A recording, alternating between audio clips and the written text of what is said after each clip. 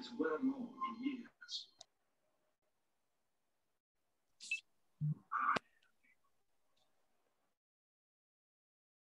I've been sent to speak to you and to tell you this good news.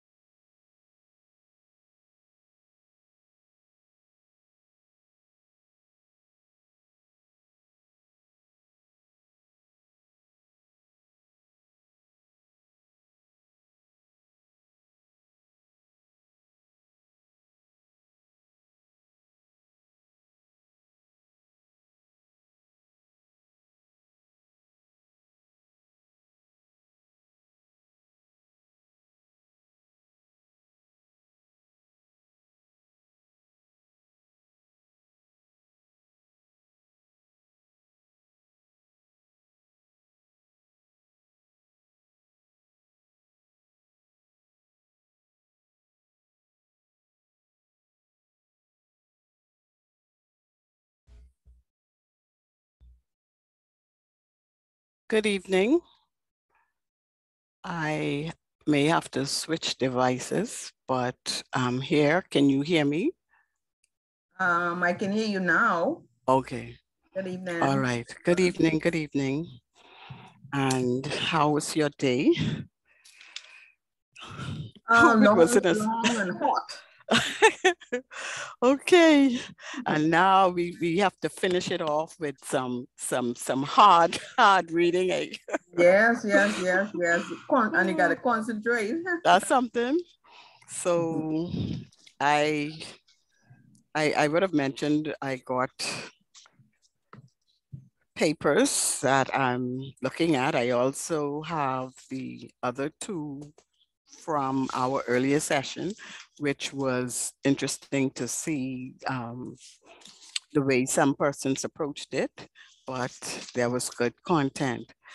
And what I wanted to do this evening, basically, so one question. I know chapters 2 and 3 were very intense because they were focused on the actual nuts and bolts of records management.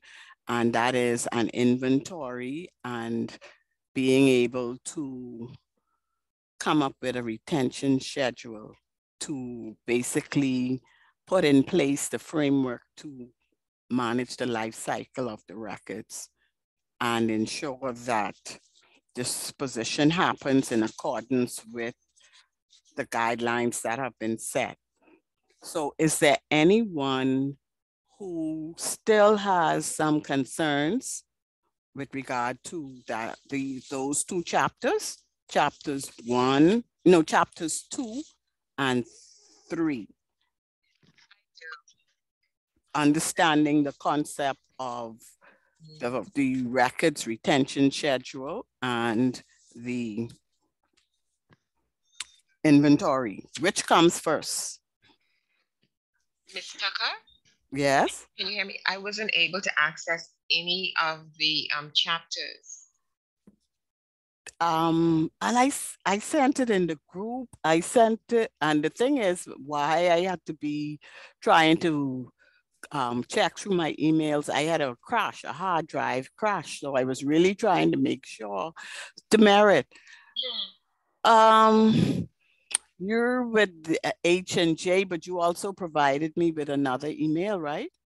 I provided you with both my personal email address as well as H&J. And I sent them there, and that's why I even put it in terms of from your phone. You can't. I can, but it's very small.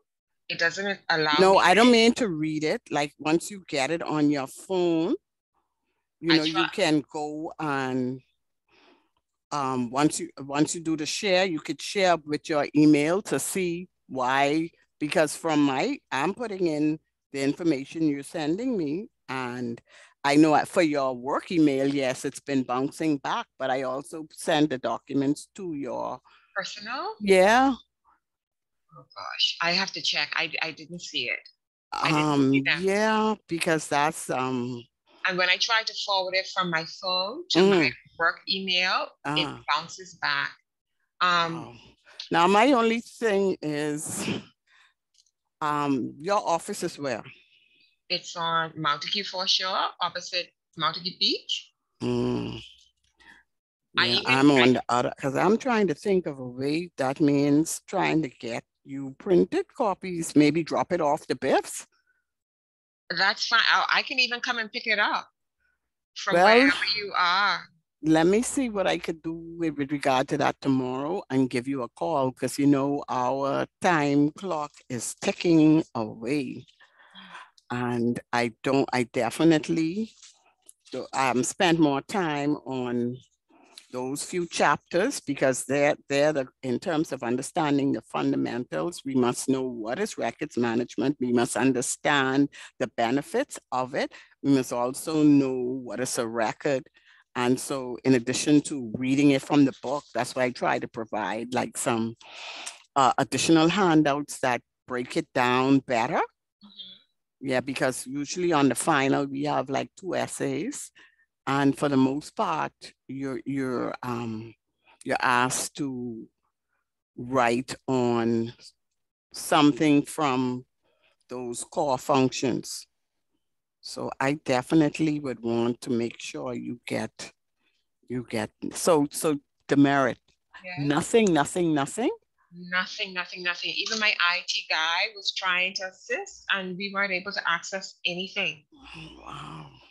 I tried sending to Demerit as well, but nothing came through. Nothing came through, but nothing came through. Anything in my box to say that it didn't. So I don't know where it went.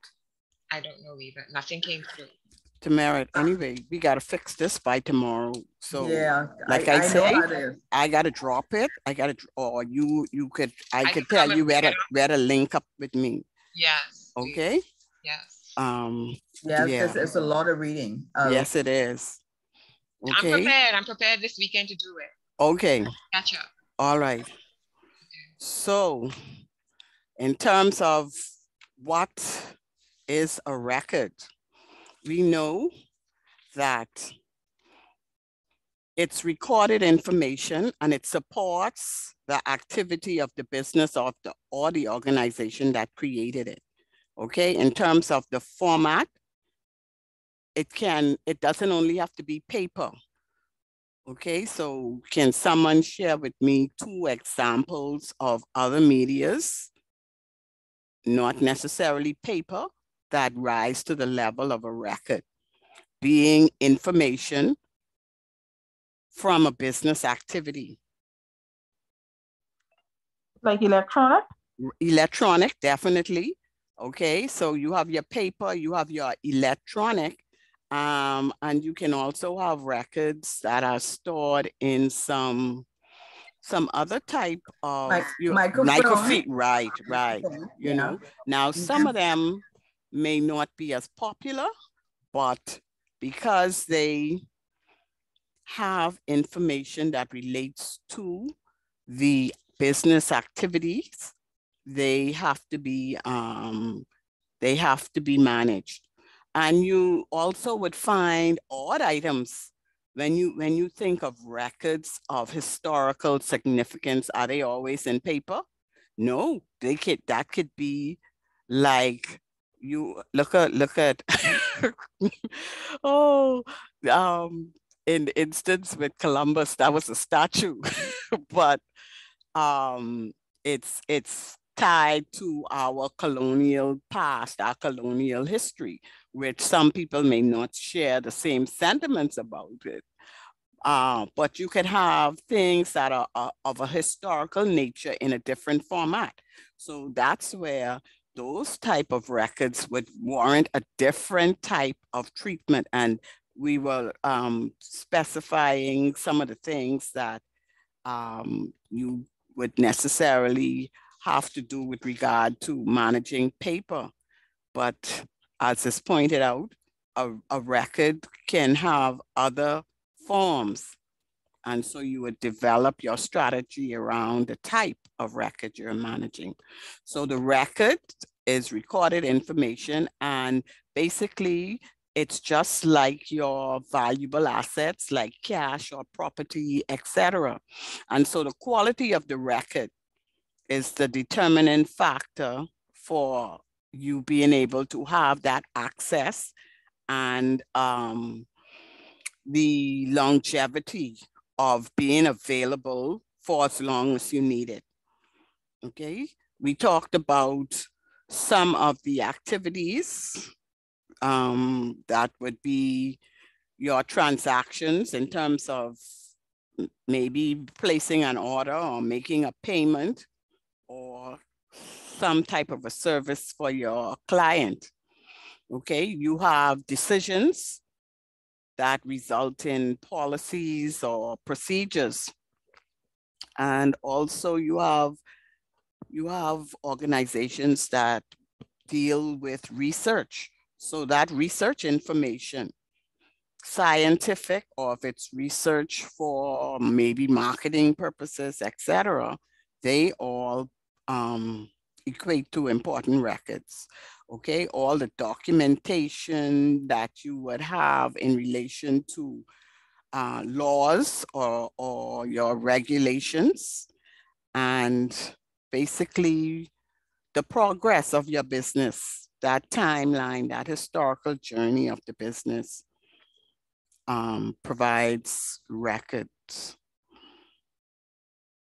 And when we talk about creating or writing for the record, that's the start of the life cycle, because you want to communicate information that you can use, right? You have to then transfer or convey that information for reference purposes.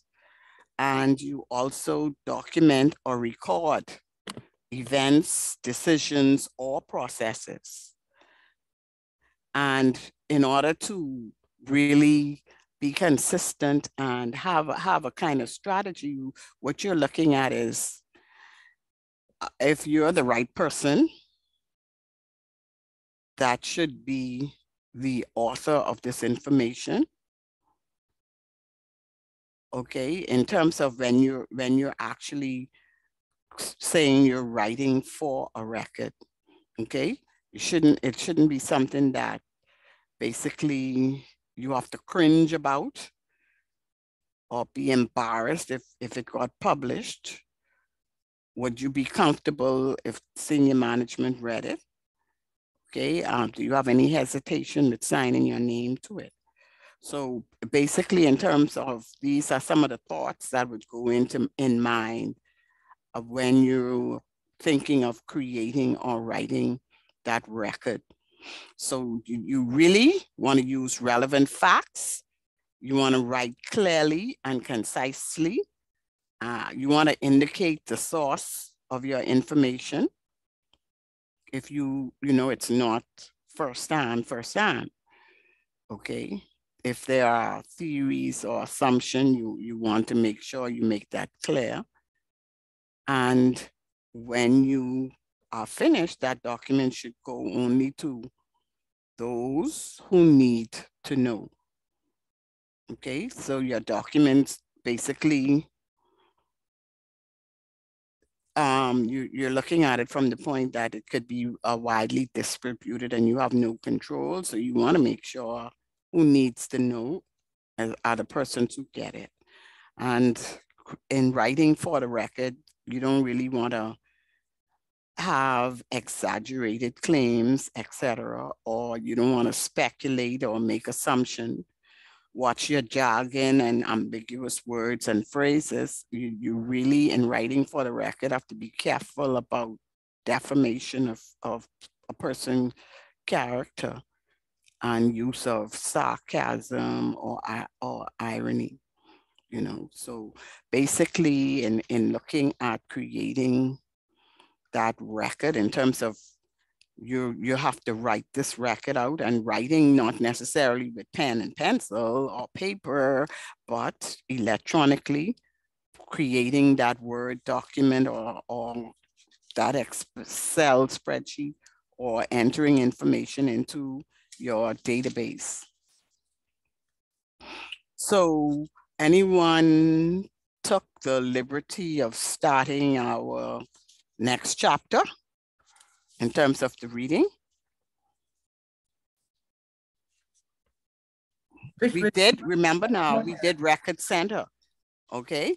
Remember, we talked about Record Center, and I sent you guys some videos to actually be able to visualize what we call standardized Record Center atmosphere is like.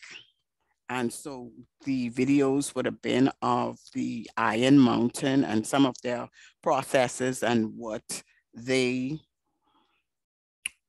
services they would provide for their clients. And so it's high end, and it scales more than just doing document destruction. It's also something that can be considered an organization who may not have the manpower to basically set up and manage their offsite, which would be for their inactive records. And so that whole chapter encompassed the characteristics of good when you have to look and decide if you're going with a vendor for a record center. Okay, we saw specific types of materials or shelving. Anyone can give me an idea of some of the types of materials or tools that they utilize to manage their center? They had special shelving. Anyone know what type of shelving that is called? Doesn't it remind you of like a warehouse? Yeah. Okay. Yeah, and they're made out of steel. Right. Yeah. Hello? Yeah, go ahead. Oh, sorry. I was checking. Okay. Sure. What about the boxes? Did they have a bunch of different hodgepodge, mismatch size boxes? No, just one standard box. Right. And so we talked about that also when we were going through it, because they are what we call cubic feet size boxes. Okay. And so cubic feet is usually the measurements that's referred to when we talk about inactive records. So the content of your inactive record center, basically when they're looking at boxes in that area, usually they would refer to it in cubic feet measurements. And it's giving you a prime example of the size of that box. It's really solid, it's compact, tight shelving lids, and in order to keep track of things in there, you know, that if that was a manual process, especially those really high-end areas for storage at Iron Mountain, you need technology, and anyone's kind of focused on what all technology they had in those settings. They were using barcodes, right? They had temperature controlled areas. They had access controls. You had to basically log into the facility, sign in. So you're not just walking on site. You had to have identification to verify who you were. So was it just in a crowded, jumbled area and you could just walk right into the building? The building itself was located way from communities. It was like in the fields. It was almost like a disguised area. Okay, so they had lots of security as well. You know, so we can tell that some of the things they have, we know our companies wouldn't even be able to afford them. So that's like one of the reasons why persons tend to, if they really need that top of the line care and management of their inactive records, would opt to choose a vendor, you know, but choosing a vendor also means shopping around, you know, because while things are nice and safe, they also make money of fees. So you don't want to go there half stepping. You don't want to go there just because somebody says, oh, it's cleanup day, and everyone starts to throw everything in the box and send it off. You know, you want to send that because it's going to cost you in the end if you're engaging a vendor. Each time you're not sure where something is and you have to be guessing, and they have to bring a box or deliver a box, you're going to pay a fee. Okay, so record centers at the NIST standards must have certain characteristics related to their equipment. Okay, also environmental controls. It's a must that there's fire protection and pest controls. in place, okay? And they make their money, while the storage rates may be low, they make their money by providing services.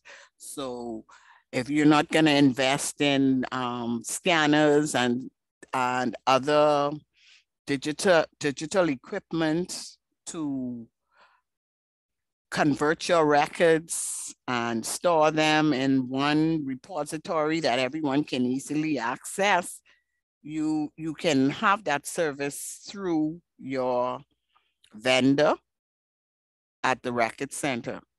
And the shopping around is basically to see who has the best offers in terms of service that would match your needs. Okay, so you have your record center can also be private or commercial, because anyone remembers the record center for the government? What's in the Bahamas? What's the name of the record center for government records? It's called the Archives, the Bahamas National Archives, and that's located on Mackey Street. Yes. And if you go into that section where they have the record center, it's up to standard. It has the proper shelving. It has the movable ladders to access and platforms to move around. But the problem is they've run out of space. It's too small.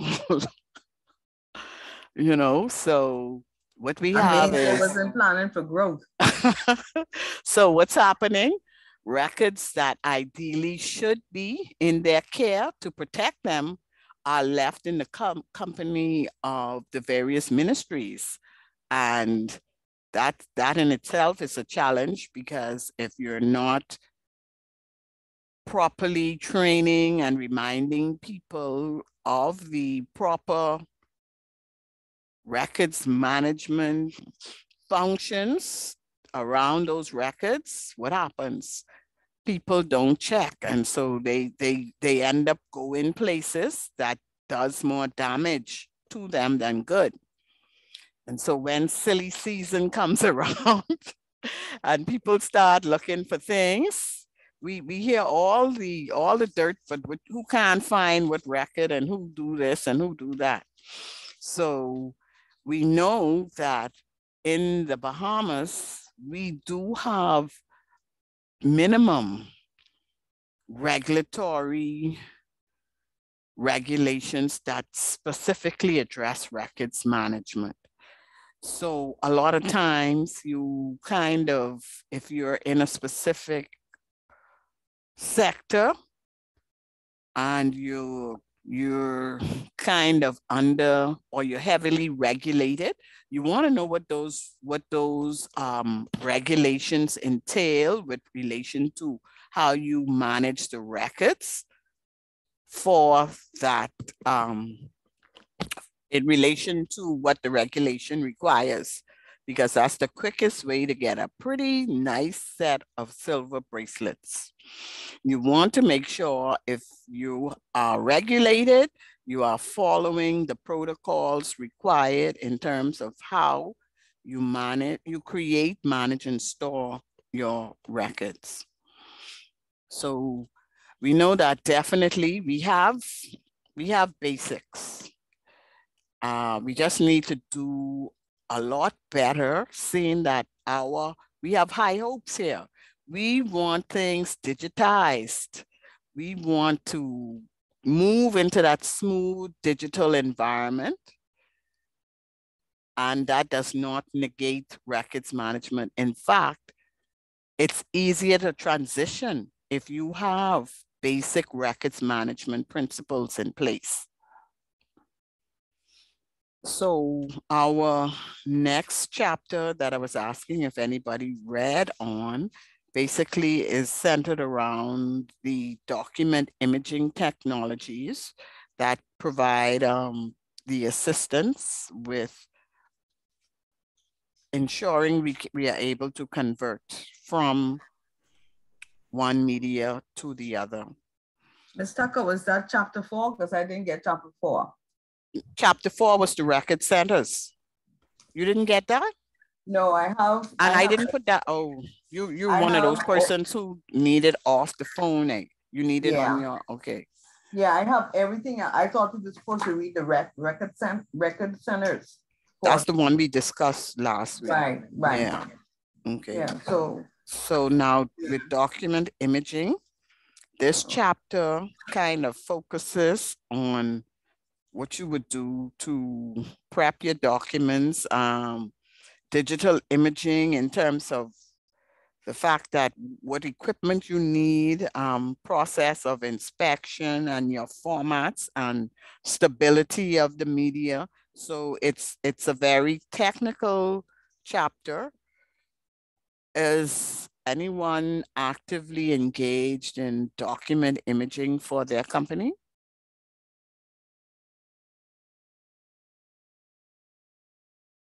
Tashelle? You're a part of a document imaging team for your company? No?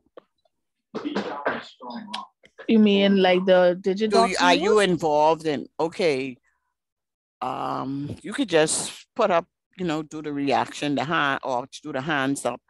But I just wanted to know if anyone here actually has gone beyond delivery of physical mails, and their mails come in electronically via email and they route it to whichever department it has to go to.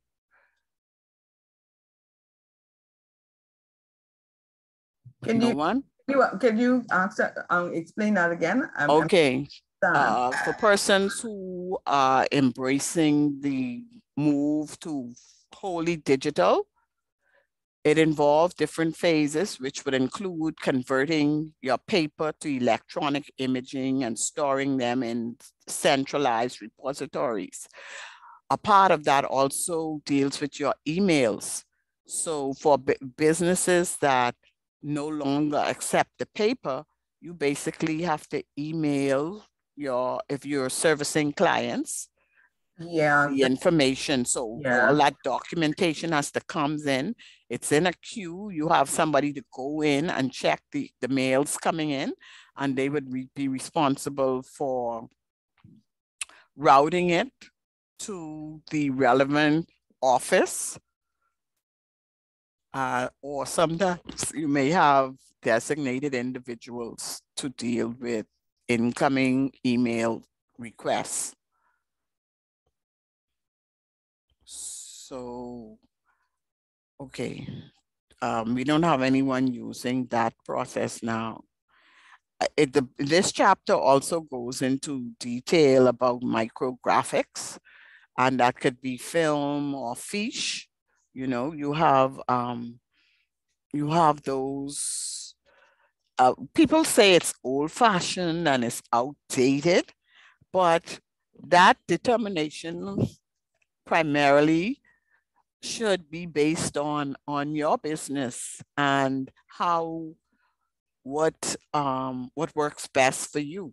Because going fully digital, you have to make sure you have a good backup and business continuity plan, a strong one, because when you go digital, there's no more paper, okay?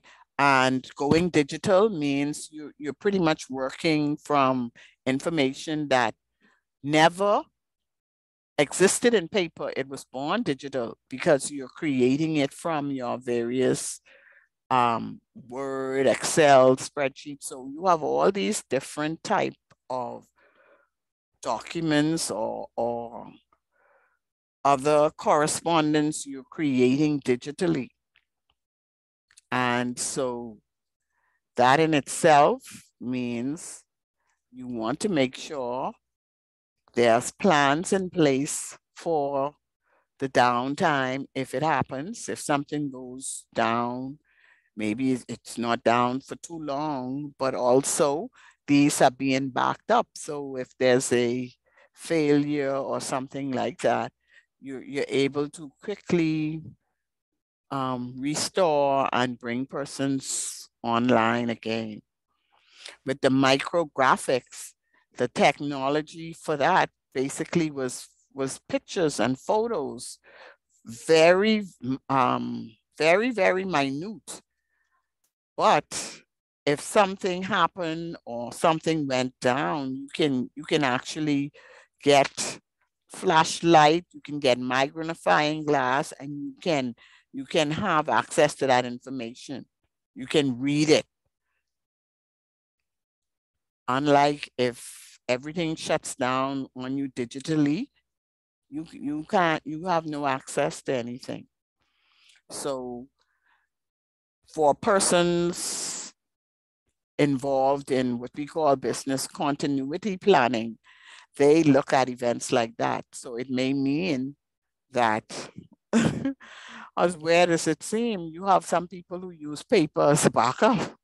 So if it's a document or a record of significant importance, and for those highly developed in the planning and also ensuring their preservation strategy is in order, they may feel it necessitates all their critical vital documents. They have a copy stored off-site, you know, but all of this would also tie into funding, you know, because it's not cheap to do some of these things and strategies, all aimed at making sure whether it's active or it's inactive, it's being managed in accordance with the life cycle. So basically, micrographics is another way to store information, but it's not digital. And it's a storage media, and it lasts very long.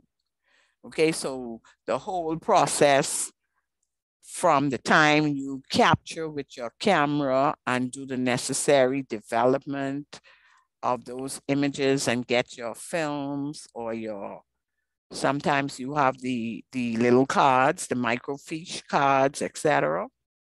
You have what they would call like a master, so that's stored not for everyday use to wear it down. Okay, and the regular copy that persons would access to get information. So that master is like your backup, and you could make copies from that if you know the one in circulation gets destroyed. Microfilm readers, usually you would still find them in some libraries.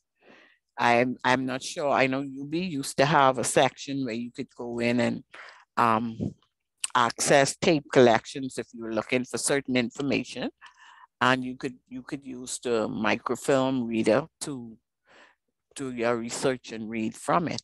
I don't know if they still have that, but like I said, you know, people like newfangled things, so digital is in, and more persons tend to gravitate towards that.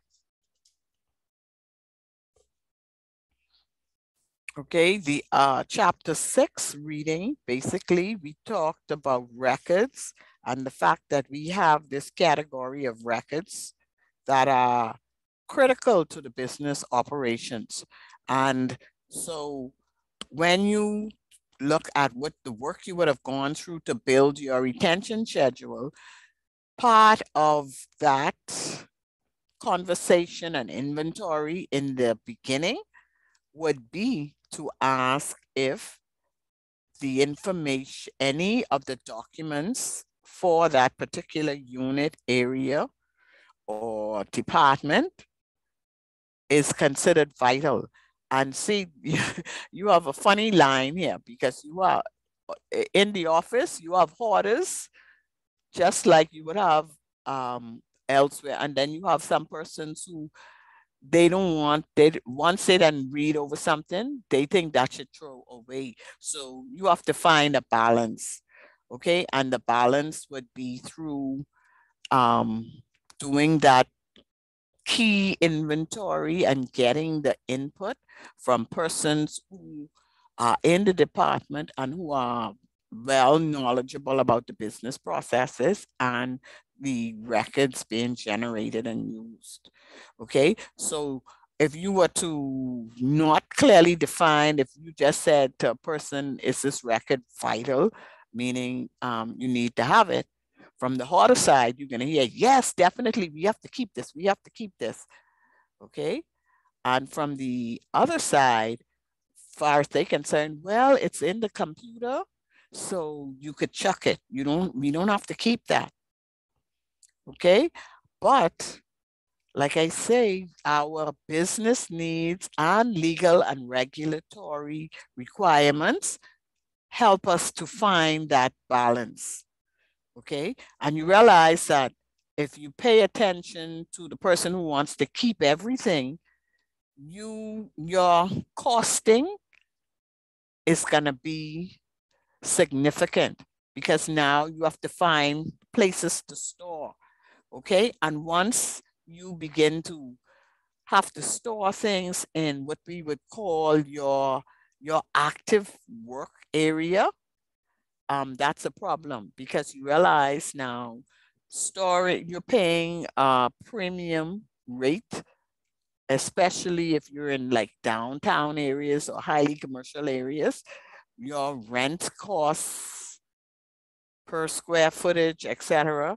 When you take that into consideration, the fact that you're using the entire back area of the office to hold cabinets and or open shelves with records you haven't accessed for the past 15, 20 years, that says something.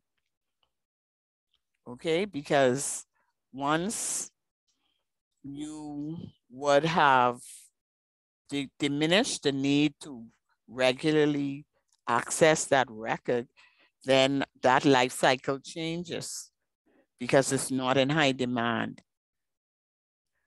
So the records for storage, because they are just waiting out their time, maybe the time isn't quite up that is said to keep it, versus records that you need to have on hand, especially in the midst of unplanned events, emergencies, like how everybody got sent home once we had the serious situation with COVID. You know, you literally was to work one day and then you were sent home the other day. So, you know, if plans weren't in place to make sure you had a way of connecting online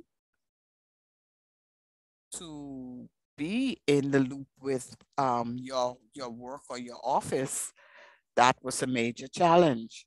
Okay, and for persons who their work wasn't set up in an online framework, that was also a big challenge. Things had to be done on the fly to come up with ways to continue the business. So if you're looking at vital records, this is not just your run-of-the-mill documents that you create. These are the records that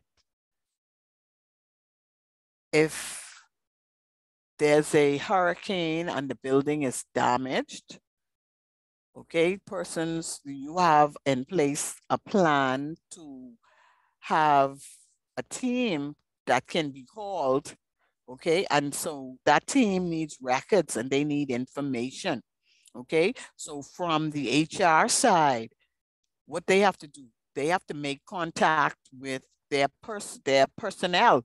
They need to know who's okay, who's not okay, and persons that they've lost communication with. So part of the records that they would consider vital is their staff contact listing. And so you could see the importance of having that updated and maintained so that when the emergency hit, you're not just trying to see, oh, I never follow up to see what the number was for this person and next person. That's not the time for that, because then you need to get into action. And one of the first set of teams that will be called will be those in HR to kind of, in addition to, well, the security, so that they would know who to call from each different area. So if you're in finance, can you think of something that, if there's a disaster or something happens, can you think of something that's very important to them? In finance, you want to know who owe you money, right? So your receivables, wouldn't that be something you want to make sure you have marked as vital to ensure that that's backed up and stay secure somewhere else, in case if something happens, you can access it online. You have that set up, the cloud. You have cloud storage, and you can access that information readily, so that you need to know who you have to get money from, who has money for you, because that may be critical in addressing the damages to your building. Okay, so in other areas, what about area like facilities or maintenance? What do you think would be critical records for them?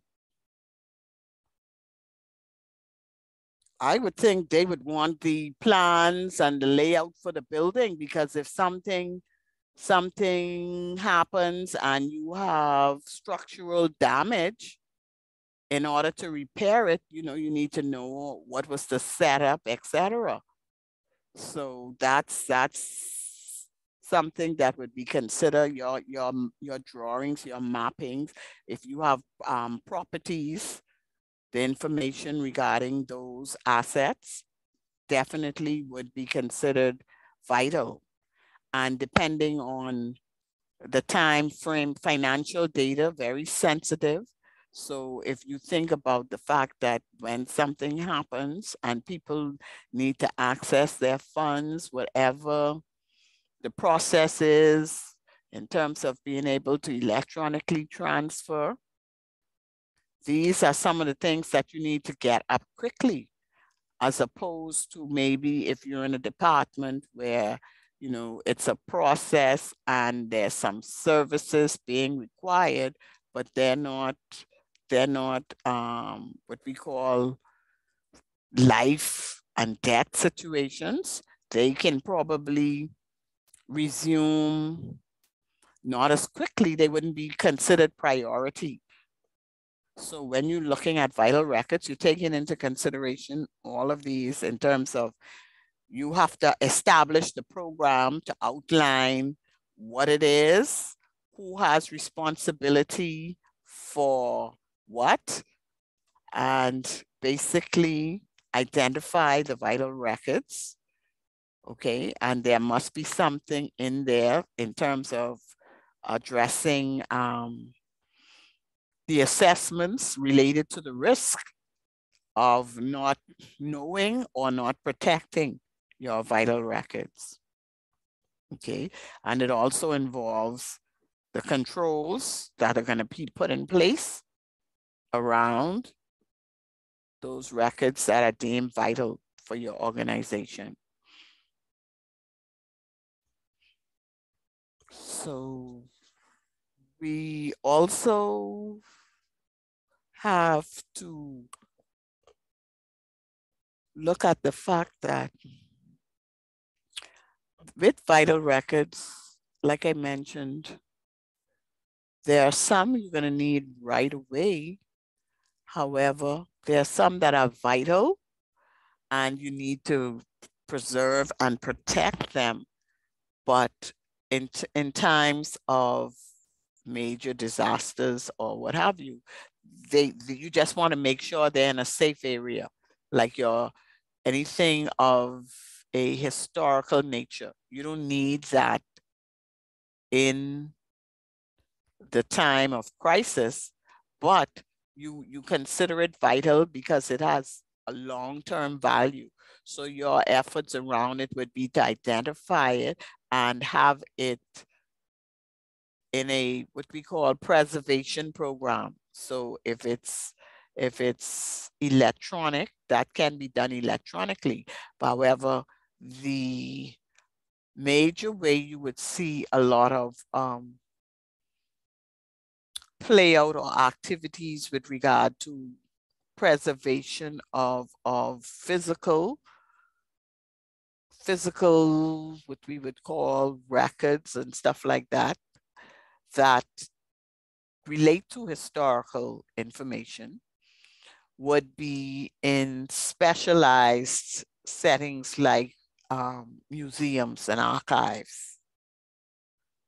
Okay, the records management point of view basically is to focus on from the time of creation to once that time is up for usage within the business, that it's handed over for disposition. And that's where your other skills come in terms of persons qualified to do archival assessments and determine what is or has true historical value, as opposed to just your sentiments of wanting to keep it and not get rid of it.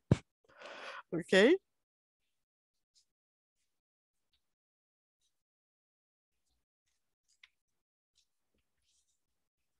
So I did send you a glossary, right?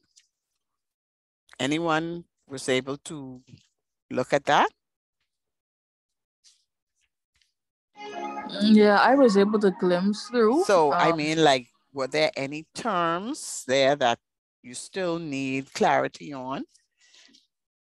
Because with the actual process of records management, we definitely talked about the record aspect, you know, but in terms of knowing the, what we call the language jargon, administrative records or appraisal, some of the terms that you would find mentioned, even to data, I'm talking about information governance, etc. Email. And the thing is, email ends up being a record. And so you have to be very careful, and you have to ensure that you do manage them. Okay. So sorting them and setting up a filing system for them. That's essential, because email tends to get overwhelming. You know, it's so easy to send an email. Okay, so we know that email facilitates communication, but it ends up being a record based on the information being shared within it. And so we talked about some of the things that equate to a record. And if that is a part of the email, then the email has to be saved.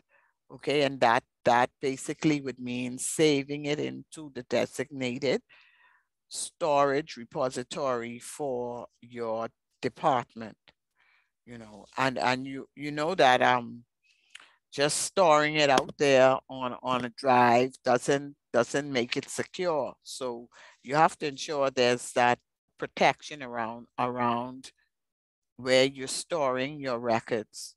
And all of that should be outlined in your policy, your retention policy. And I was wondering, anyone told me whether or not they have a records policy? No? In your first assignment, when I was asking for your scenarios, Nobody found any type of documentation to guide managing the information they're creating? My office has a retention policy.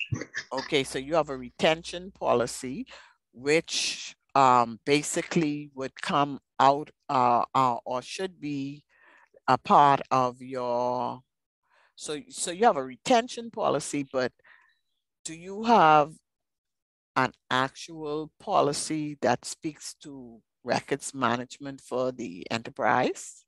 No. But just a retention document? Yes. Okay. All right. Because the policy basically shows that senior management embraces it. There's that support, outlines who has responsibility, and also it also contains information on what would happen if you're found in breach. And as I said before, not to get discouraged locally, but I think we're going to have to get to that point, seeing that we have so much emphasis now on the public wanting to know about government business, etc., whatever's happening in the country. You need that assurance that the records follow those principles. Anyone remember those principles? How many principles?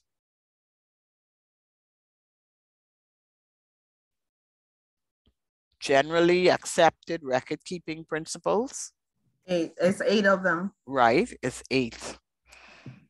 And anyone want to help McDonald? She already throw out one nugget, the amount. And we have,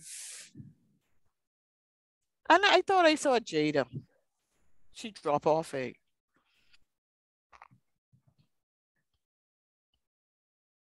Okay. Something, the one that you gave us something to remind us easily of. A tip card. A tip card. Right. Yeah, it's a tip card. So the merit, you say you didn't even get that, right? No, I don't have that. Okay. Young, you have that information. You can share it. I'm trying to look through now to see what I have. So the acronym that helps us to remember is TIP CARD. And they're the underlying principles for the program, record-keeping principles. And based on those, there was also further information on how you can assess the maturity model. And so we have someone here who feels pretty good about their program, and they feel they have it together.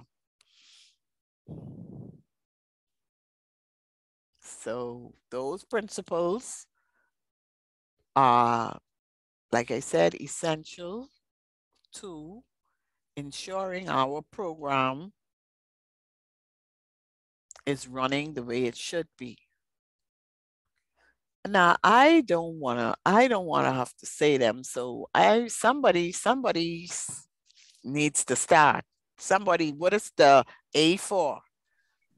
I thought you wanted somebody else to do it. I have it's accountability, transparency, integrity, protection, compliance, availability, retention, and disposition. Awesome, awesome. So we got to remember that. Y'all can't duck that on no exam, so you got to know that. You have to know those principles. So you could bet your bottom dollar somehow, some way, whether you have to write about it, whether it's in what you call the true and false, or whether you have to have that down pat. You can't come out here and not know that there are principles for record keeping. And so the generally accepted record keeping principles, that's one set. And there's a standard And there are several standards based on different components in the life cycle. But what we refer to as core for records management is that ISO standard, and it has a number. And if you look at that standard, it's in 2 parts. It will outline for you what is a record and creating, etc. And then you have a technical part in terms of the how-tos. But that number, anyone? That ISO standard? Is ISO 15489-1. Yes, and then you have part 2 with the technical references. Right. So that's like a little part of the records management Bible as well. So in terms of looking at your program and seeing where it's deficient, that's a good reference tool to have. Okay, it has definitions also that relate to the specifics of records management. We have, in terms of the policy that I just asked about, the policy basically established the governance framework for your creation, capture, control, use, maintenance, and disposal of records and information in your organization. So we have different styles and ways that some organizations utilize for their policies.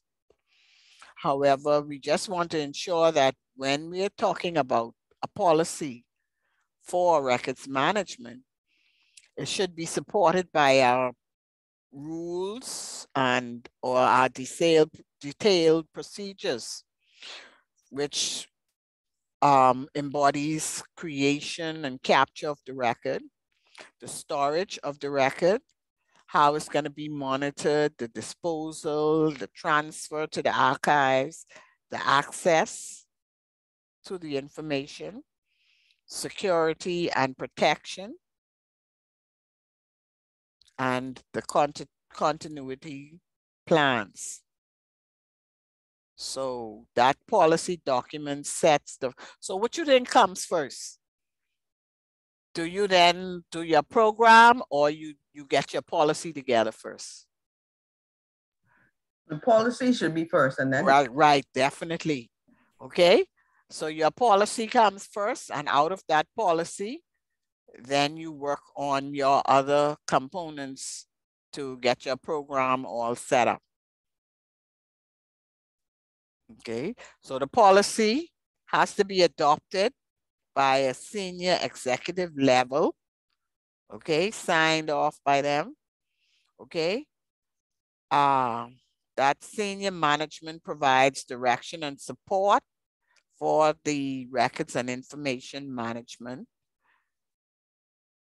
okay, and it reflects the responsibility to ensure compliance with whatever regulations or laws are in place.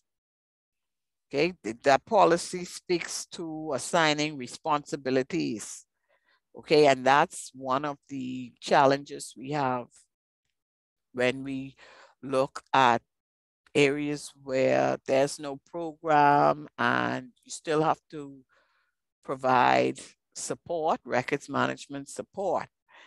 If responsibilities aren't assigned, that can hurt you because those things that you are delegated to do won't be carried out. So if you're in an environment where you're in a project to capture, okay, part of that capturing has different components there. So you either have to, you're on the end where you're doing the actual scanning.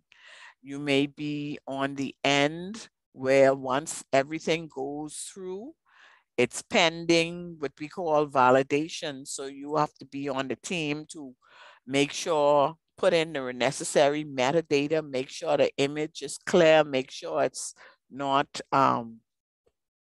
skewed or anything, so that if there are things wrong, then you need to reject it and send it back to the scan view to be corrected. But if persons aren't identified or strict, or these things are not in their job description, you're going to find you're fighting a constant battle trying to get it done. So your policy definitely has to come up front so that there's that knowledge of the roles and responsibilities that accompany this program.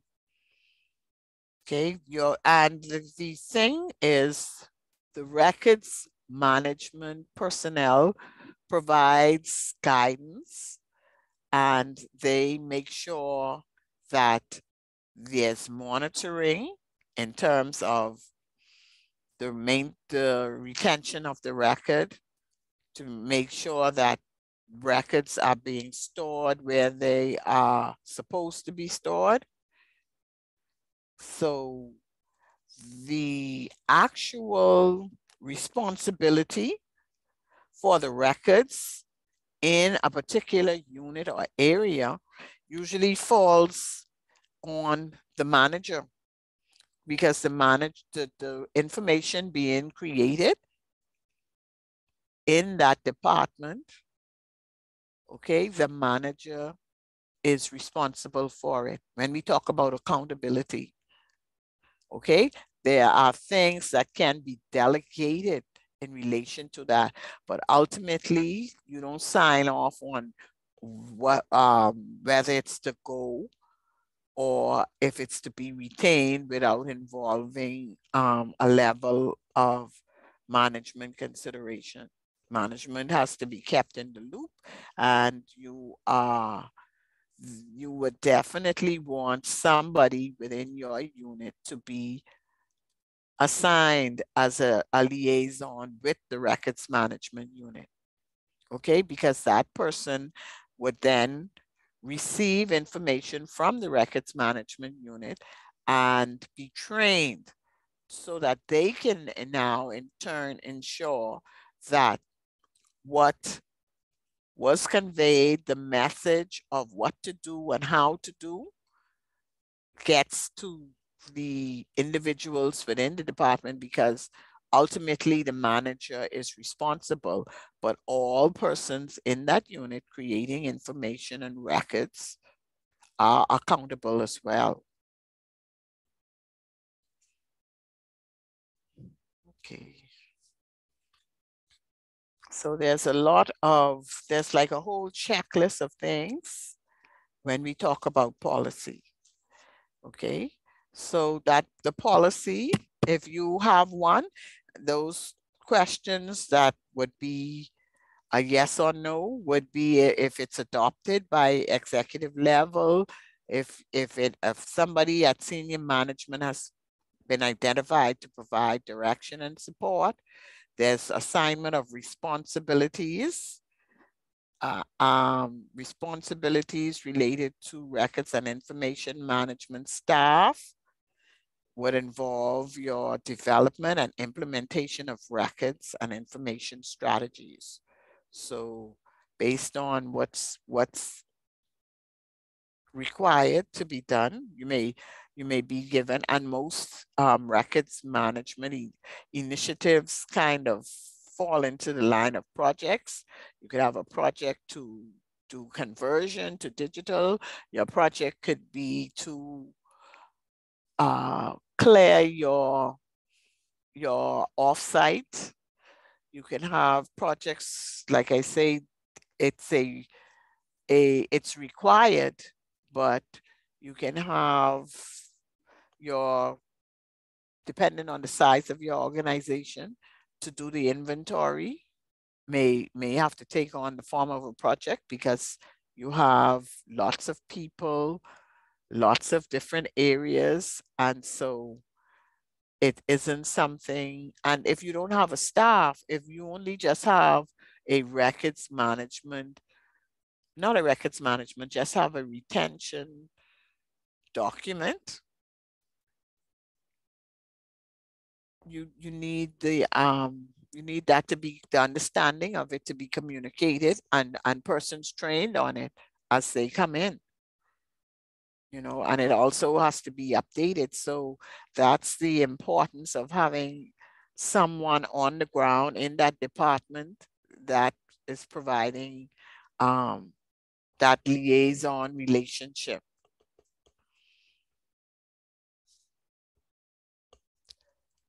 So you have to look at stuff like the addressing services that can assist, and looking for tools, because we realize that with the volume of information being generated now, trying to manage it manually is a big risk, because that is more prone to errors as opposed to doing your review and analysis and identifying a suitable technology that would help with the process.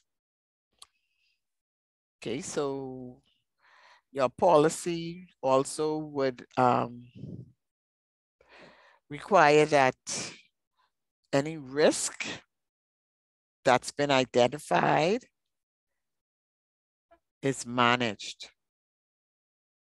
Okay, records are protected from unauthorized or unlawful access, destruction, loss, deletion, or alteration. And you know, anything with alteration, you looking big time at fraud. Okay, so there are lots of things around access and security for corporate information. And when we look at, in terms of thinking about strategies, these could include integrating your records and information management into your work processes and systems, okay? So it's not so much everybody just willy-nilly going out and picking, okay? If you see the need for getting a system for your area or maybe for the organization, there has to be that conversation with your records management team, or in some instances, they may only just could have one person as the records manager. That person basically is charged with having to delegate responsibilities in order to get his work done. But that process has to be collaborated with the members of the records management team, because what you now see is it's not a file and a file cabinet. You have those records within systems.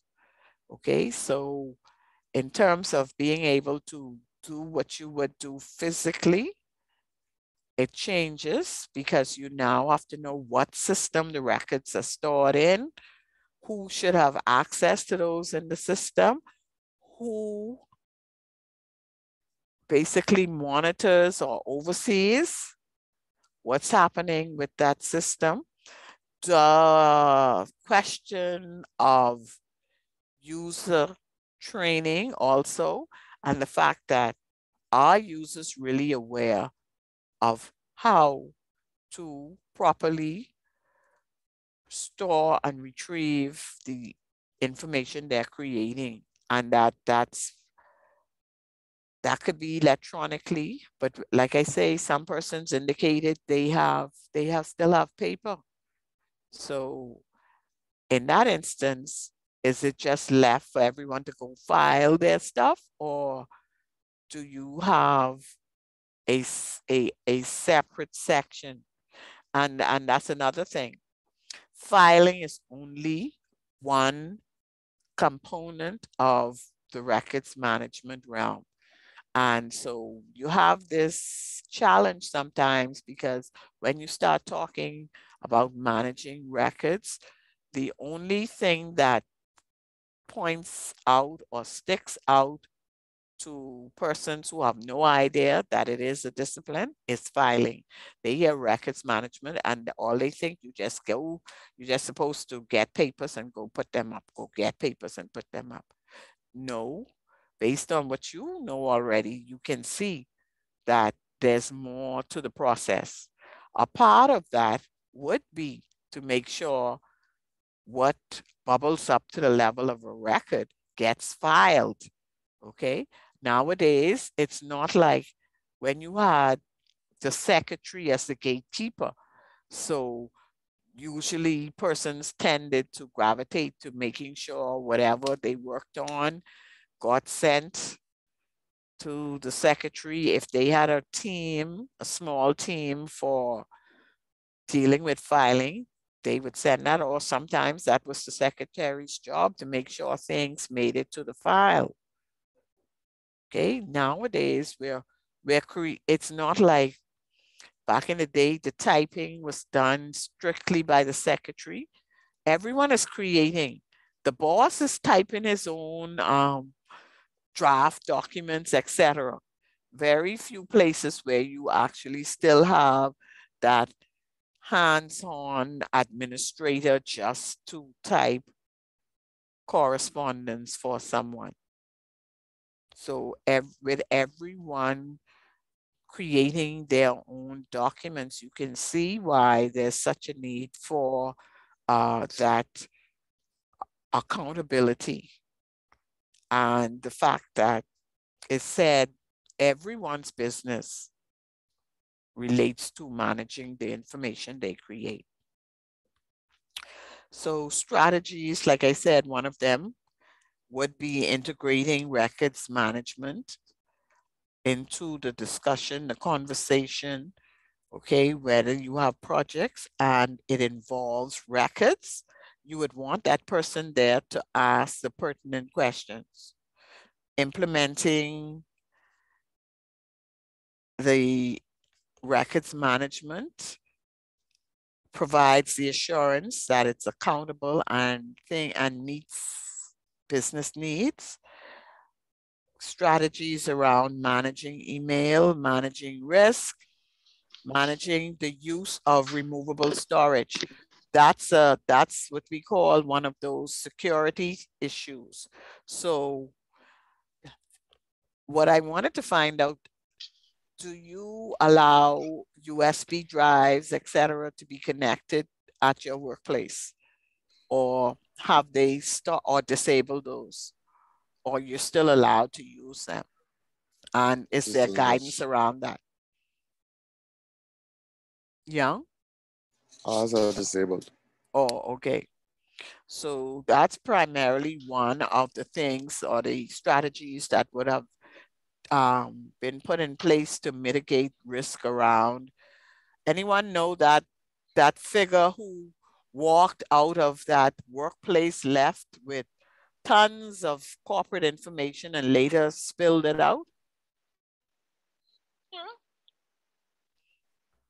There's a certain figure that's still, I guess he's still on the run.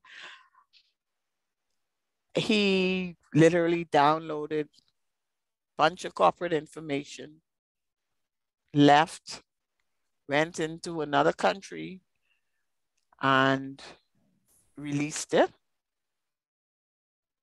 Anyone heard of that? Anyone know about Snowden? Heard that name before? Well, you could always Google it. But it's a security measure to make sure that company information stays company information. So there, in terms of strategies, that would be one of them. And basically, you also have to have strategies around managing your social media applications and use of mobile or BYOD. Anyone knows that terminology? Are you allowed to bring your own devices?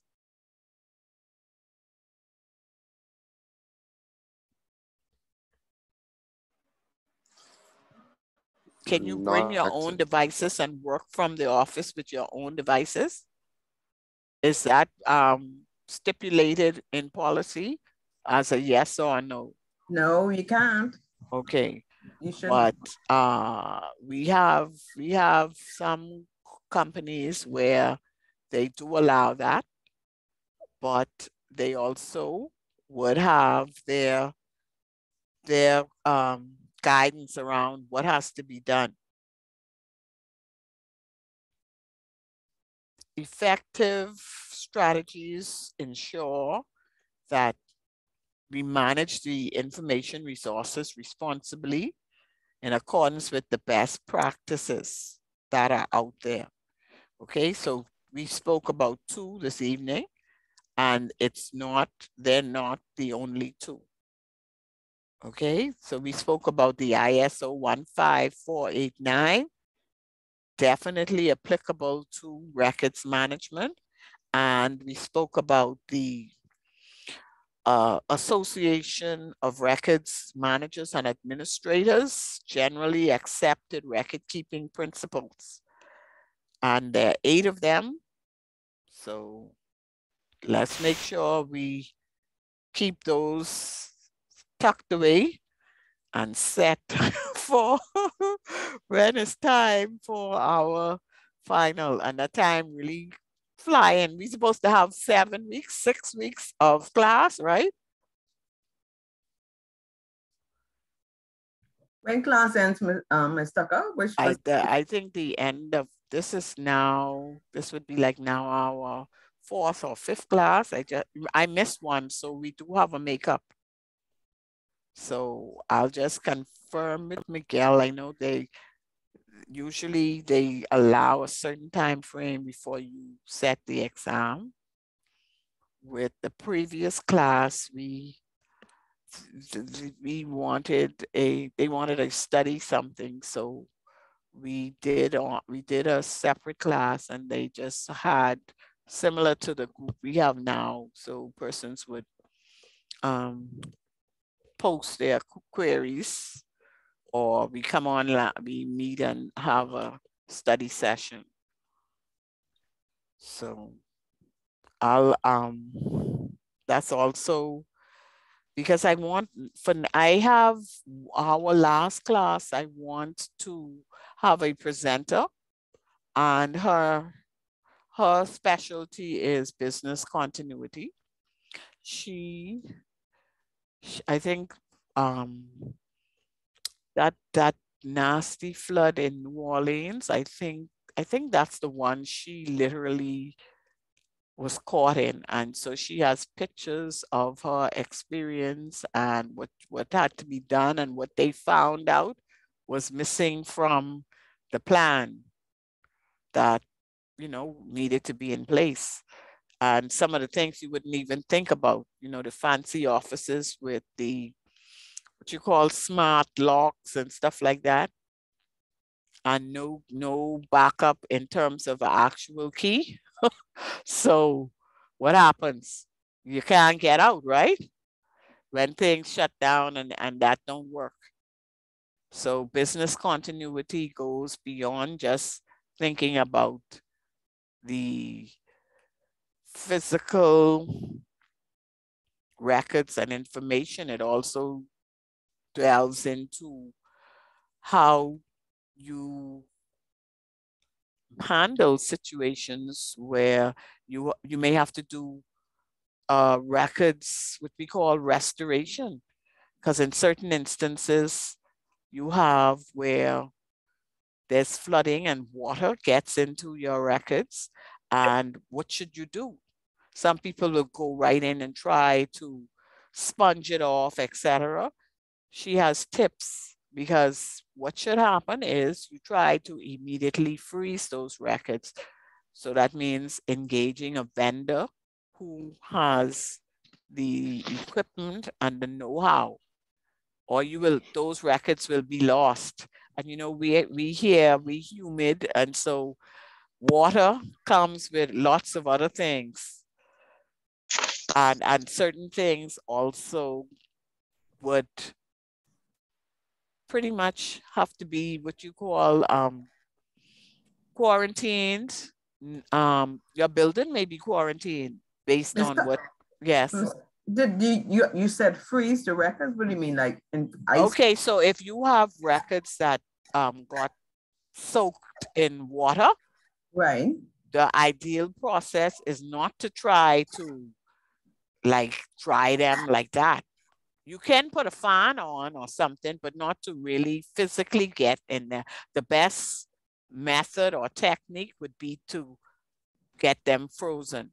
So wow. In that situation, they had to like get tractor trailers, like freezers, to literally put those records in and be able to bring them back to life.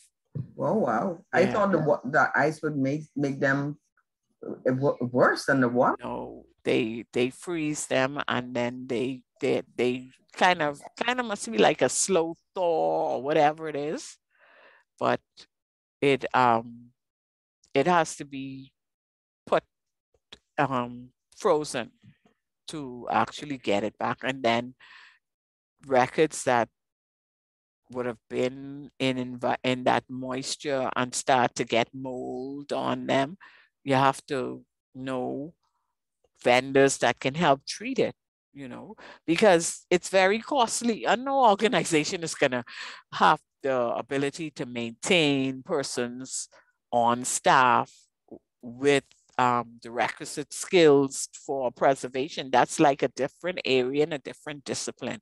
But from your vantage point, you need to have contacts with persons in case these types of services are required. So that I'm thinking of scheduling for our last class. So it would be a session that provides insight into encountering a disaster and what are some of the things that you never gave a second thought could help, or you never get a second thought about it being an issue.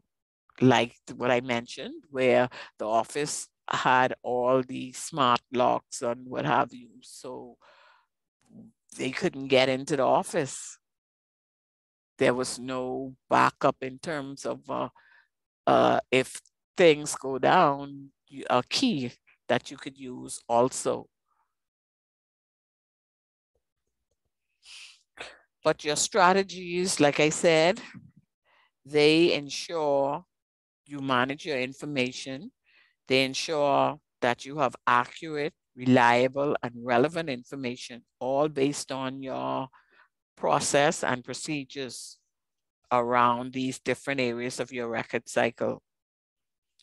The investment in your assets shouldn't be wasted. So your strategies should focus around being cost effective. So your information as an asset has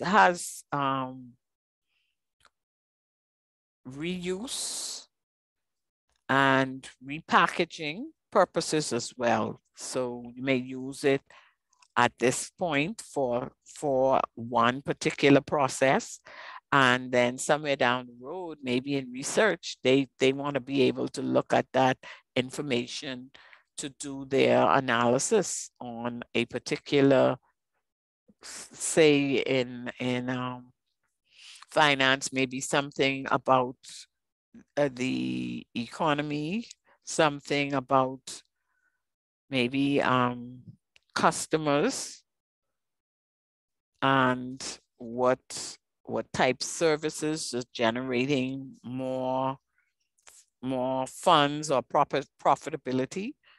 But the information itself can be repurposed. So strategies look at stuff like that as well.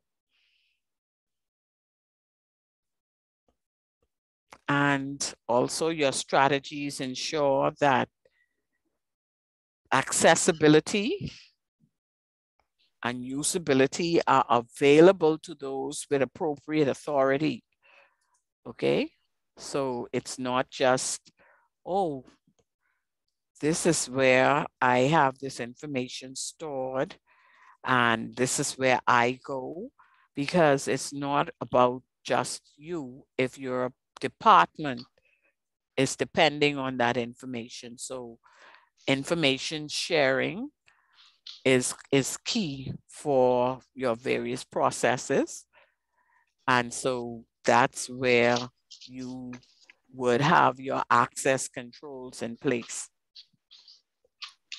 And as one of the benefits, your strategies centered around reduction in costs, because you don't need to retain information unnecessarily. So that's kind of getting back to the fact that you can't keep everything forever. So you do your assessments and you come up with that balance of retention that meets your business needs and also satisfies any regulatory requirement you have. Because you want to be compliant with your legislative and audit requirements. Okay, audits gonna come in at some point. Your audit records would be needed through the completion of the audit. So you would probably have those assigned to ensure that what's needed for audit can be identified and kept for the specified period of time. Now, I did have a video listing. Let me see if I can get into that.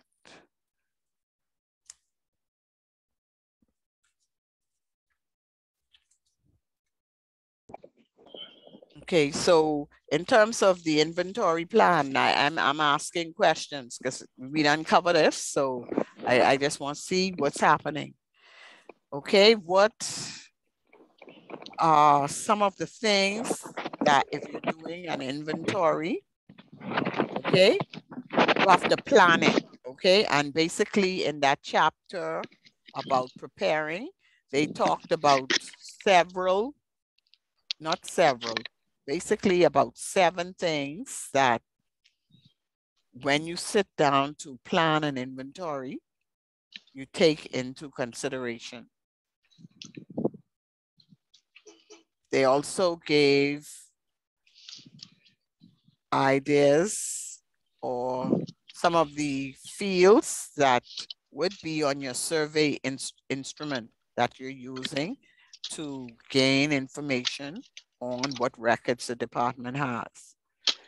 So in terms of your inventory plan, anyone can share at least 1 or 2 of the concepts that were discussed. When you go to plan that inventory, okay, you have to ensure you're within scope, or it can be massive. It can be excessive. So you want to know, my scope is, I'm targeting inventory for XYZ department, or is this an inventory that will encompass the entire enterprise? And based on the size of an enterprise, inventories can get very time consuming and take very long. And you don't want to be inventorying for so long that when you actually put out your results, things have changed. So what's gonna happen? You gotta start over again? No. So you want to make sure when you plan it out, you have your scope defined, okay? You need to know which program units you need to go in. Okay, you want to make sure your support from management to do it, because you could get pushbacks from the areas who feel they just don't have the time for you to come and sit and ask them questions or send questionnaires when they have what they consider, quote, more important things to do. But those important things you have to do still boil down to creating records that you're going to need at the end of the day. So time spent knowing what records you have is worth the while. Okay, so you have your support from management, you have your concepts about your record series. I gave you a handout to pretty much visually explain it. And it's basically similar records grouped together based on their relationship to a function or a process. And I think the example we were using on that was HR. And the fact that they have documents that they need for the recruitment process, the application, your references, those type of things. Okay, your valid ID or whatever documentation they ask for within that recruitment process. Okay, they would form that particular record series. They would be under that function, recruitment. Okay, so you need to weigh whether you want to consult or you just want to hand out questionnaires. Okay, and so with questionnaires, you still may have to do a bit of consulting because persons may not quite understand. They may leave things blank, or just to get rid of you, they just put in anything. You need your timetable so each department knows when to expect you, and pretty much do their research and provide you with good information on what's being created, what are they using, is it vital? Another important thing to know about your records, because of legal and regulatory requirements, you need to know if your records contain what they call PII. I don't know if that's on your list. Anyone can tell me what the full words are for that acronym, PII? What it relates to? So when we talk about PII, we're talking about personally identifiable information. Can you give me some examples of what would be considered personally identifiable information?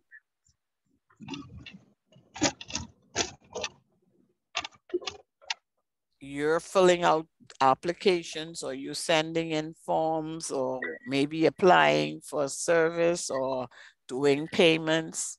It has your name, it has your phone contact, it has where you live, may have credit card details.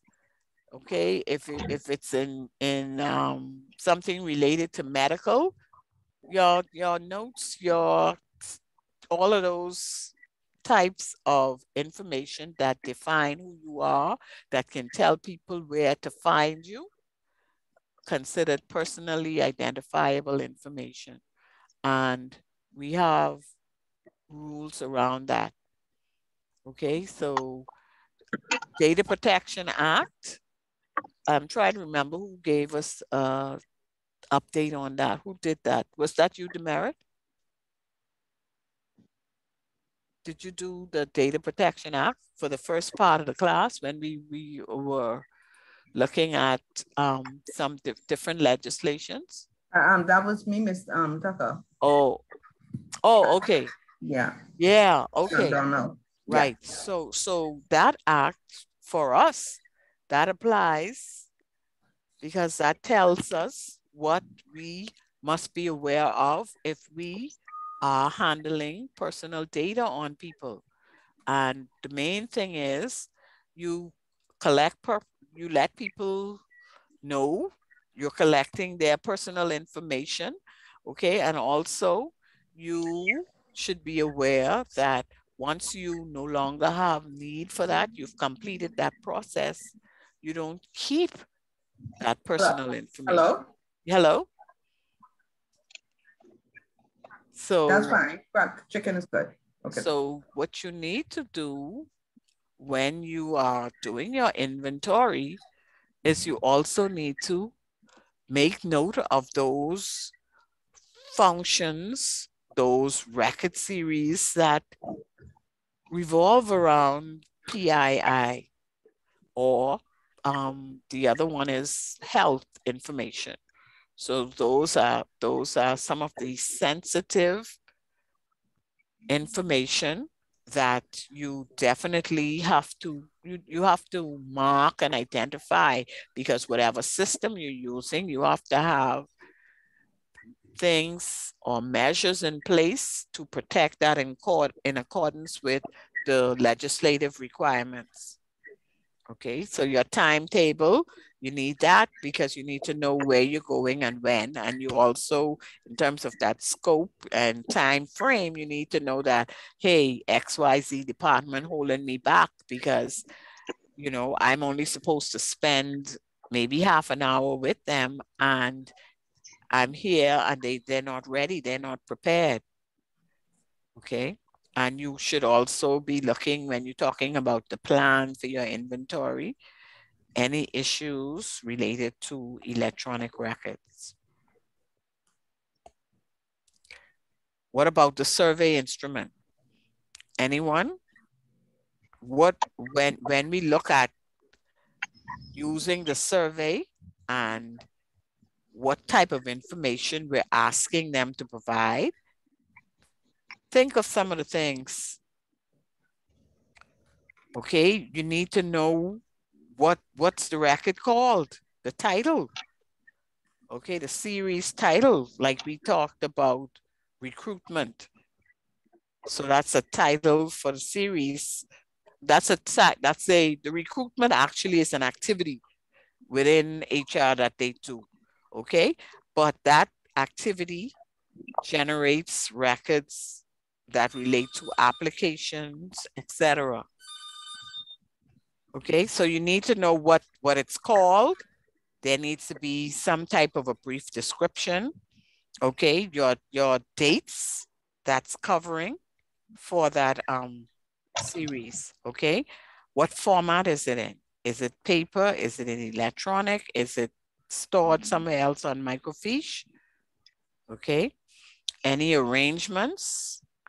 How much of that particular series of records exists within your area or the unit that you're inventorying? Okay, there's usually questions around the projected growth. And like I said in that example, and somebody mentioned, archives probably didn't do a good futuristic projection of the volume of records they would be looking at having to store. So they pretty much right now can't take in any more records that would have been a routine part of making sure inactive records are transferred from public offices into the safekeeping custody of the archives. So that future requirements, that's also necessary. You also want to look at if things are confidential, if you find in your inventory, you have duplicate records, because guess what could happen? Finance have something they call one thing. And when you go in another department, they have the same record and they're keeping it, but they're keeping it because they call it something else. So duplications, if you come across, or if they have records that are duplicate, you in terms of doing your survey, you want to make sure you take note of those type of things. Any requirements for hardware or software, any supporting files, and like we talked about, vital record status. Okay, so if you're not gonna go in and have a consultative talk, your survey instruments should definitely reflect some of those key fields of information. And then basically you would want to make sure that you execute whatever it is that's planned and do follow-ups. Okay. So who can tell me some records that have legally mandated record-keeping requirements? Hospitals. Okay, legally mandated. So Banks. basically, banks definitely, Banks, yes. yeah. Okay. What about places like, who collects the taxes? What you call that office? Revenue. Yeah, okay. So they have their stipulations, and even in terms of immigration, you know, like with work permit holders and stuff like that, you have certain things that's required if you're employing a foreign national. Okay. There are, what about your records for in terms of NIB? You know, when time to collect, whether it's for pension or claims. Okay, there are certain things that's stipulated that you have to comply with. Okay, and there's the Evidence Act in terms of when we talk about how the admission of things into evidence when it's court trial, there's court trials involved, you know, you basically have to make sure you're following the rules of evidence to present those records. So you want to make sure you go into the courts with records that are authentic, okay? And if there are holes that have been placed on those records, make sure people are aware not to destroy anything if you're under discovery. Okay, so requirements in terms of operational retention. Anyone remembers anything from that particular section? What was the question again, Mr. Carr? I was talking about, you know, you have operational retention requirements. Okay. And so that chapter would have been focusing on how do you determine that? Okay. And the life cycle for retention. And speaking to stuff like your transitory record considerations you need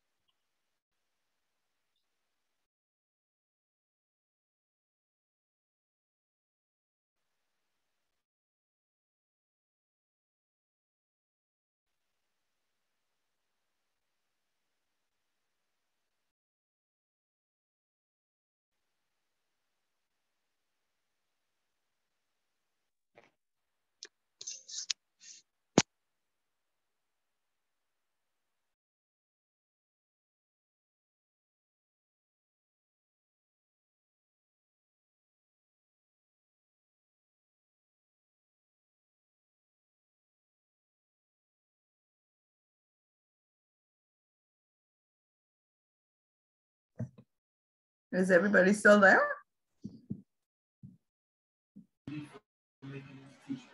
Yes. Okay. I'm wondering if we lost Ms. Tucker.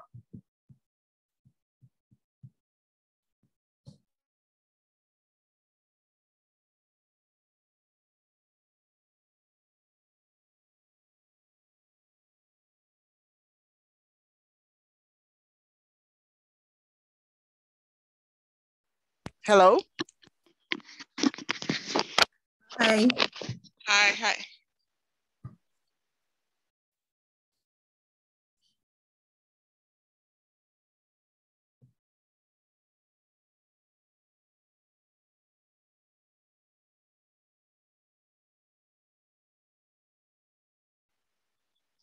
I cut out.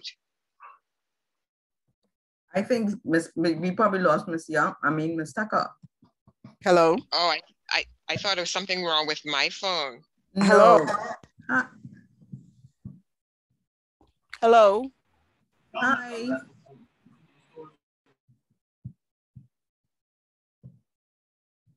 Yeah, I think something's probably wrong with our mic again. Hello? I think something's up with the internet because I keep getting knocked off. Yeah. Hello? And I'm 40. Can you? Hello? Hi. Can you hear me?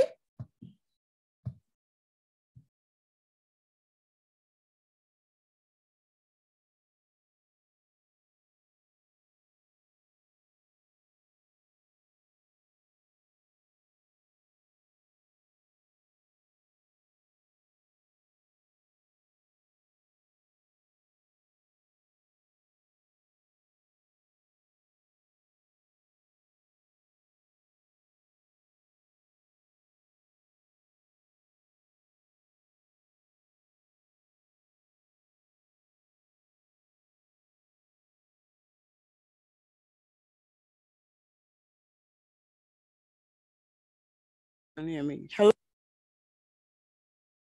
Hello? Hello? Hi. Hello. We're here. Okay, I think Miss Tucker is trying to connect, but I can't hear her.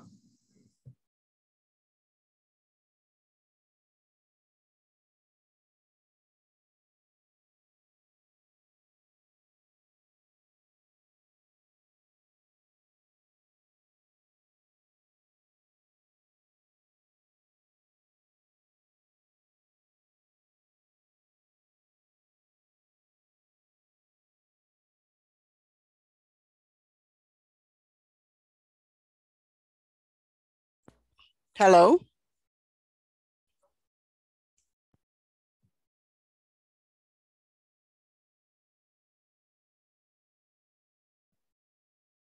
First of all.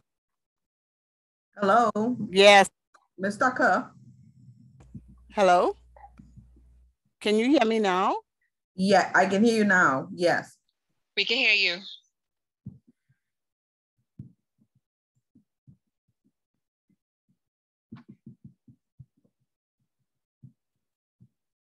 Hello?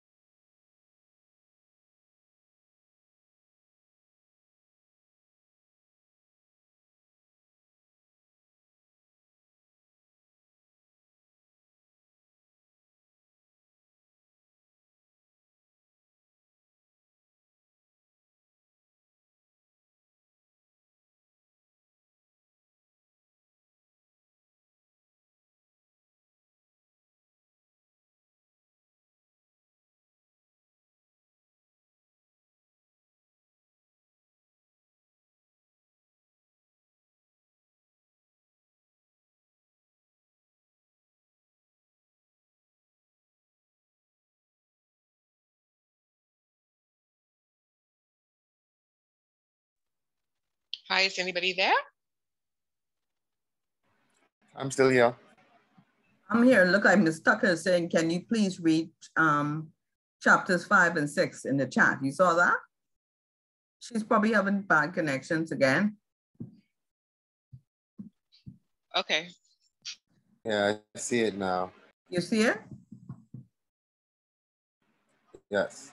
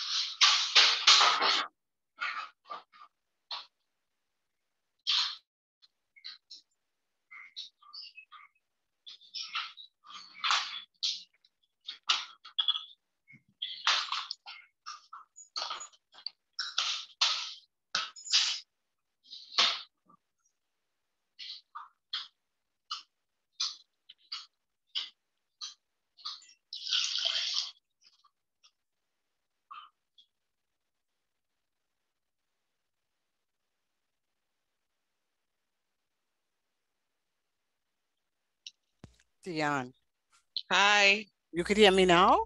I can hear you, yes. Oh, okay. So we'll link up tomorrow because I just was putting a note, put a note in the chat to tell you, yeah. So Okay, I'll you make sound sure you clear get now. them. Huh? I say you sound clear now. Okay. I don't know what's going on. Yeah. So I really, you could invest the time reading Yeah. those 2 chapters, and I will send the links for the videos I was gonna play this evening, so you could watch them at your leisure you could go on YouTube once you click the link on your phone or whatever. Okay, and don't forget chapter 4 for me. So I didn't get that to read tonight. Now, what I'm planning to do is probably do the quiz, like a quizzy online. So you'll have to log in and just work to just answer as much as you can. Yeah. So it's not for a grade, but it's just to kind of get a see where we are. Yeah. Okay. Okay. So okay, I will make myself available anytime tomorrow to collect materials. All right. I'll do that. I'll make sure, because yeah, we like I say, we have one class that's an extra class because at the time I think I was sick. I was out that day, that Thursday. That was like maybe the second class. Yes, it Okay. was. Yeah. You know what's good in the chapters at the back, you know, they do summarize it a bit. So if you're having trouble going through the first read, look at some of the summary points, and then that could help you focus or hone in on some of the material. Because the book itself, I'm sorry they weren't able to get the actual book ordered in time. Because you just could have this as a reference. Okay. But I'll see what I can do, even though we would have been finished the class, to see if persons can have a copy of this. And you could basically look through if you're, you know, needing guidance on a particular area. But yeah, this is weird. I don't know why it keeps dropping with the sound. Maybe it's a short in this headset I have connected. I don't know. But we'll proceed with that. Use your time to finish up your readings, and then we'll test ourselves next week. Okay. Would it be true and false or It could be like true and false, multiple choice. Multiple choice. Yeah, Okay. no definitions per se. Okay. There may be definitions there and you choose one, you know what I mean? But yeah, it's gonna be just to sketch your bearings to see what you may need to focus on a bit more. Okay. How many more classes do we have? Basically, I'm thinking we should have, with that makeup one, maybe 3. Okay. Oh yeah, so we push for time. Yeah. Yeah, I have to do some more. As soon as you sent me chapter 4. Okay. I'll do some reading this weekend as well. Okay. All right. Okay. Thank you. Okay. Have a nice weekend. All right. Good night, all. Be safe. Thank you. Good night. Bye. Goodbye.